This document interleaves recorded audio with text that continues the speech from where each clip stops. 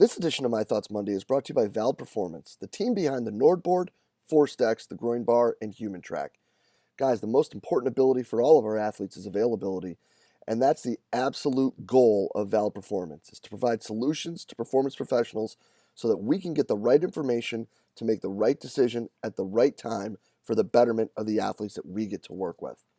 To do this, guys, they have a wide range of validated products that focus on usability, and having being founded by the School of Exercise and Nutrition Sciences at the Queensland University of Technology, they're extremely evidence-based and they're beyond transparent. I can tell you that our time using the Nordboard and being involved with Force Decks, we have been introduced to so many amazing people that have truly helped us become better coaches, have a better understanding, not just of the technology, but also what we're doing with our athletes. So make sure you hop over to valveperformance.com today to make sure you check out what they got. It's going to make you better and to do better by your athletes. The world of strength and conditioning is filled with some awesome practitioners who are always trying to evolve and continue to grow professionally throughout their career. The problem with many of us, though, is finding a new outlet, a new way, and a new perspective on the questions that we may have, whether it be programming, whether it be situational with dealing with coaches, or whether it be career advice. Because all too often what happens is we get stuck in with the same group of friends and the same group of colleagues that we reach out to for advice repeatedly over and over again. But what we should really be looking for is different perspectives, different people who have been through different situations who can help us make better decisions both for ourselves and our athletes. And one awesome place to start with that is the forums in the Strength Coach Network. In the forums in the Strength Coach Network, you'll be able to reach out and get feedback, input, and advice from coaches from all over the world, from everything from career advice to training modalities to programming. There's people there just for the same reason as you are, to try to get better, to learn, to share information, and to grow the field of strength and conditioning. So hop on over to strengthcoachnetwork.com/CVASPS. That's strengthcoachnetwork.com/CVASPS to dive into all that great content today and get your 48-hour trial for only $1. I look forward to seeing you in the Strength Coach Network. Hey, what's happening, everybody? Jay DeMayo coming at you with this week's edition of My Thoughts Monday.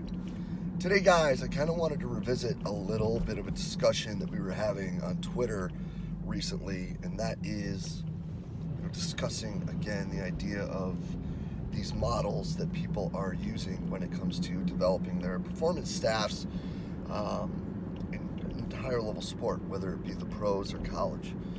And this conversation stemmed around the idea and the implementation of the medical model, which, for those of you who may not be aware, that basically has a physician as the lead of the entire department, overseeing and making decisions for everyone, or at least having the last say for everyone within the performance department.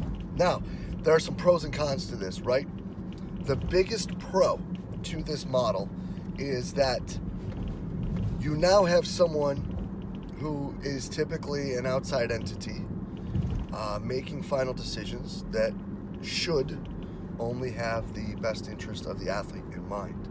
This then would insulate everyone under that person and kind of separate them from the coaching staff.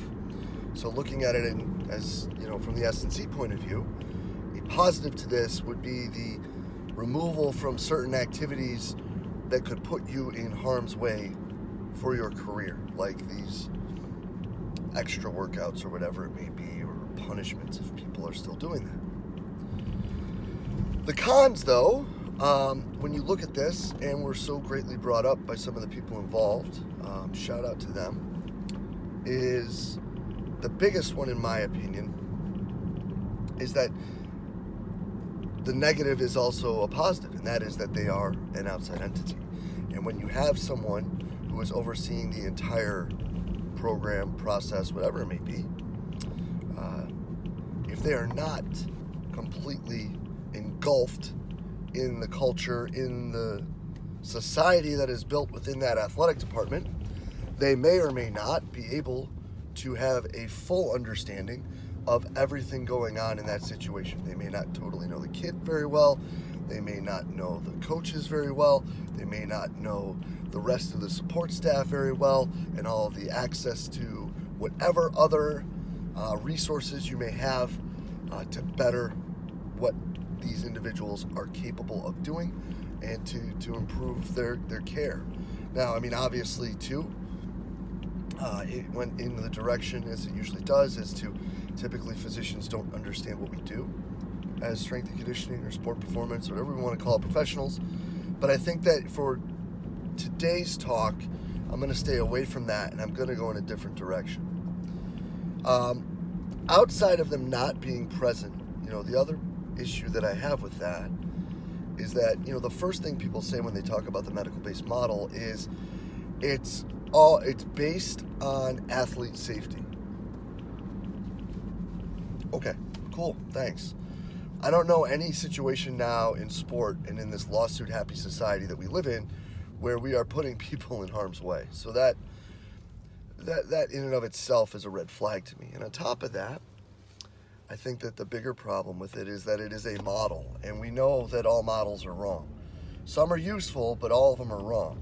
And I think there is some usefulness to this model, but where I think that all of these situations kind of run into the same problem is we sit here and we talk about basically who's going to have last say, who's going to be the person to make the last decision.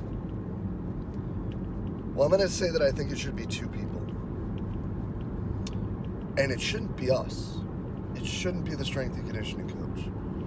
And I'm sure that there's a lot of people listening to this right now that are like, huh? But it shouldn't. At the end of the day, the number one person that should make that last decision is the athlete. But then if we want to talk about the rest of these things, right, the things that get in the way, and the primary reason that I think that the physician may not be the best person to lead this is that they are not completely engulfed in the culture of the team and the department, and they aren't around every day, and they don't know the kids or the athletes as well as they should, and they don't have access to all the resources. Well, then really, if you're looking at that and you want that person to be the figurehead of the team, of your performance team, and you don't have someone who their position is solely to be that, then the person that should be in charge of that team and should have the final decision, whether we like it or not, is the athletic trainer. It is. It's your sports medicine practitioner.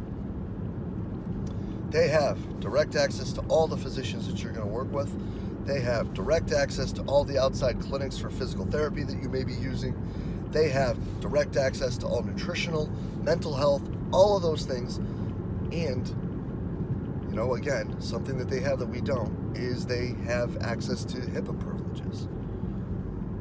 So if we really are looking out for what's best for the young people that we get to work with, if we really are worried about making sure that they get the best care and are taken the best care of and we are doing the best for them, then I think that we need to take a look at this quote-unquote medical model and tweak it a little bit so that we can do what's best for them. Now, before I get hate emails and tweeted at and all that, I get it. There are some athletic trainers that I've worked with that, I wouldn't let them pick my shoes out, let alone what exercises I use. But I think that that's more of an issue of hiring than it is the situation. It's also a bigger issue of communication than it is of the situation. You need to be able to communicate what you're doing and why you're doing it and how you're doing it and things that are good, bad, or indifferent. You need to be able to sit down and talk with them about this. Are there some things that they may not grasp? Sure. There's some things we don't grasp that they do too. Let's remember that. But at the end of all of it, they are the ones that should have the final say. And I think that really what's been most successful for us being the team that I get to work with in this is really the fact that neither of us care where the credit goes for whatever is good, bad, or indifferent. But we're always on the same page, and we're always talking about what we're doing and where we're going, and we're always looking at what we can do better, both of us. We're always talking about where these, young people are with their development, with their preparation, with their rehabilitation, with their attitudes, with their motivation, with their nutrition, with their sleep habits. We're always trying to find better ways to do this. And I think that the fact that we do these projects together and we try to dig and find better answers together have been the driving factor behind why we are able to work at a higher level together. And working at a higher level with a performance team is going to allow your athletes to at least be taken care of better. So, I don't know if that's what you expected to hear come out of my mouth or not, but it's true. And I know I've tooted my man's horn a couple times, but I also don't know, full candor, if I would be saying the things if it wasn't for Adam. Because the relationship that I have with my sports medicine practitioner that I get to work with is really second to none. And the dude's a stud, and he gets it done. And we're always communicating. We're always working to find better ways. And we're both very open to listening to what the other one says. Now, again, full disclosure, it wasn't always like that. But you know what? You got to check it at the door, man. Because the more you work on these projects together, you're going to get a different set of eyes with a different brain behind it, with some different thoughts. Work on the projects together, come to conclusions together, weigh the pros and cons together. And then at the end of the day, what you're going to be doing for the kids, it's going to be better. So, I encourage you to continue to develop, continue to grow, and to continue to push to do better for your athletes that you get to work with. But I also continue to develop, grow, and push to do better to communicate and work in conjunction with your sports medicine practitioner. Because again, the better that goes, the better things go for the kids. So it's not always easy. It's not always great. Things aren't always perfect. There's bumps in every road. It doesn't matter how recently it was paved, but take a step back and try to figure out what's best for the kids. And if something is really being done that you hold steadfast and true to being something that is not the best way to do it, then you got to sit down and communicate that, and you've got to make sure that you get it through their head what your problem is with it and how you too can do better. Not how they can do better or how you want to do better, how you too can do better. Because the more you make it about us and not about me versus you, the more that relationship is going to flourish and the better you're going to be for the kids. As always, guys, truly appreciate everything you do for us here at Central Virginia Sport Performance. We'll be back next week with another My Thoughts Monday. I'll see you then.